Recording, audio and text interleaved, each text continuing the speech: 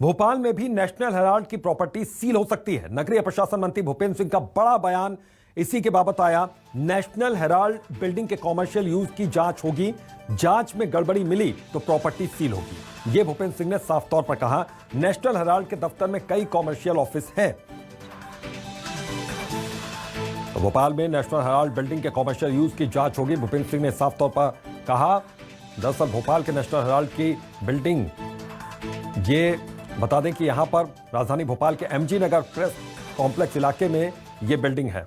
गरमाई हुई है। दिल्ली के जो नेशनल हेराल्ड का दफ्तर है उसे ईडी ने सील कर दिया है। मेरे साथ इस वक्त मौजूद है नगरीय प्रशासन मंत्री भूपेंद्र सिंह। सर, दिल्ली में नेशनल हेराल्ड के दफ्तर को सील कर दिया गया, आप पर ये आरोप लग रहे हैं आपकी सरकार पर कि ईडी का गलत इस्तेमाल कर रहे हैं आप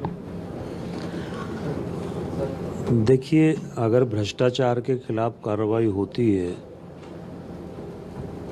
तो उसके लिए अगर कहीं गलत कार्रवाई होती है तो आपके सामने देश का सर्वोच्च न्यायालय है, उच्च न्यायालय है।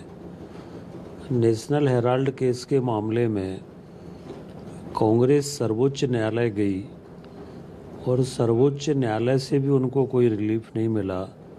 सर्वोच्च न्यायालय ने भी ये माना है कि इसमें गड़बड़ है और इसलिए जो नेशनल हेराल्ड केस है, ये 5,000 करोड़ की प्रॉपर्टी है।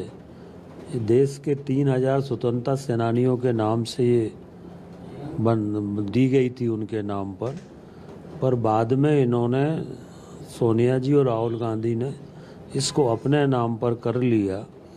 तो ये 5,000 करोड़ रुपए का घोटाला है। अगर आप सही हो, आपने कुछ गड़बड़ नहीं की है, तो आप सुप्रीम कोर्ट में अपना पक्ष रखो।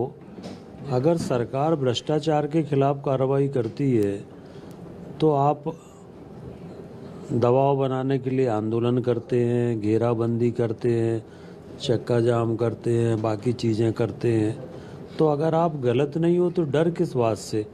हमारे देश के प्रधानमंत्री माननीय नरेंद्र मोदी जी से जब यूपीए की सरकार थी तो लगातार 9 घंटे तक पूछताछ हुई थी। वो मुख्यमंत्री थे, तब उस समय भारतीय जनता पार्टी ने तो विरोध नहीं किया था।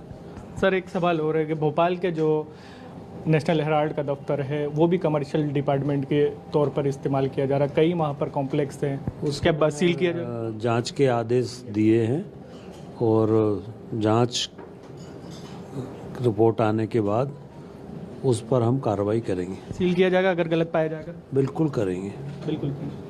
तो ये थे हमारे साथ नगरीय प्रशासन मंत्री भूपेंद्र सिंह। तो ये कह सकते हैं कि बड़ी बात नगरीय प्रशासन मंत्री भूपेंद्र सिंह ने कही है कि अगर जांच में कहीं पर भी पाया जाएगा कि ईडी का जो भोपाल में दफ्तर है नेशनल हेराल्ड का, वहां पर कहीं किसी भी तरह की गलती पाई जाती है तो उसे भी सील किया जाएगा। कैमरामैन विजय के साथ शब्बीर अहमद, न्यूज़ 24 भोपाल।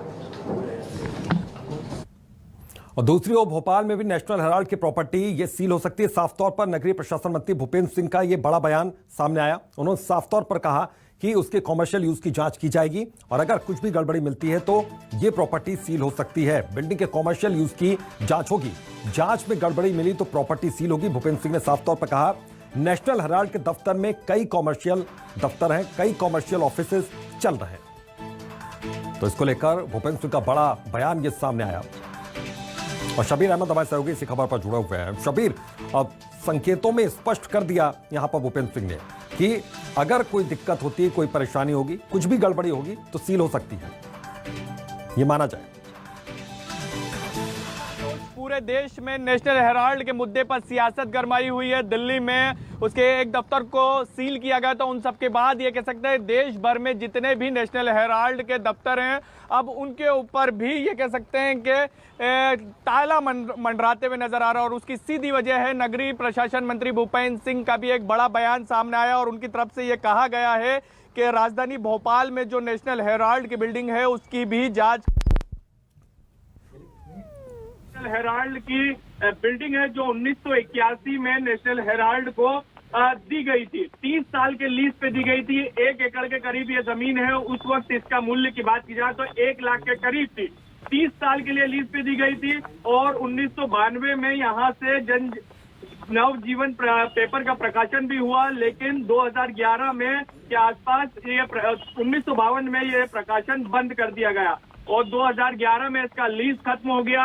और जब इसके बाद जब लीज खत्म हुआ तो यहाँ पर विकास प्राधिकरण जिसने लीज दी थी वो यहाँ पर जब्ती करने पहुंची तो पता चला यहाँ पर बिल्डिंग तैनात कर दी गई है और यहाँ पर चाहे हम अलग अलग कंपनियों के ऑफिस भी हैं और उसके बाद जो मालिकाना हक है वो जताते हुए कई लोग सामने आ गए और उसके बाद ही विवाद बढ़ता हुआ नजर आया, क्योंकि सवाल ये उठे थे कि नेशनल हेराल्ड को जमीन लीज पे दी गई थी 30 साल के लिए, तो उसके बावजूद ये दूसरों को कैसे बेचा गया, सबसे बड़ा सवाल यही उठा था। और उसके बाद मामला पूरे का पूरा कोर्ट गया। एक तरफ विकास प्राधिकरण एक पक्ष रहा, दूसरा यहाँ के जितने भी अलग अलग जो यहाँ पे कमर्शियल डिपार्टमेंट तैयार किए गए हैं उनके जो मालिक है वो कोर्ट गए। तो इस तरीके से पूरा मामला ये पिछले कई सालों से फंसा हुआ है। लेकिन अब नगरीय प्रशासन मंत्री भूपेंद्र सिंह की तरफ से जो कहा गया है उसमें ये कहा गया है कि जल्द इसकी जांच करवाएंगे और अब इसकी जांच करवाने के बाद अगर कहीं पर भी गड़बड़ी पाई जाती है तो इनके ऊपर कार्रवाई की जाएगी, यानी इसकी भी बात की जाए तो इसको भी सील किया जाएगा। बिल्कुल, कहीं भी कोई दिक्कत होती है, कोई गड़बड़ी होगी तो कार्रवाई यहां पर की जाएगी और इसको लेकर पूरी तरीके से सियासत गर्मा गई। एक चीज और समझना चाहूंगा शब्बीर, क्या इस मामले को लेकर मध्य प्रदेश में भी सियासत जोरदार तरीके से गर्माई, क्योंकि देश में जिस तरीके से सियासत राजधानी दिल्ली की बात करें तो यहां पर जोरदार तरीके से हो रही है और यह मसला हर रोज इस पर चर्चा हो रही है, बातचीत हो रही है और कोई ना कोई एक्शन भी हो रहा है। तो यही सियासत क्या मध्य प्रदेश में भी ये देखने को मिल रही है, वहां पर हर रोज इसको लेकर चर्चा हो रही है?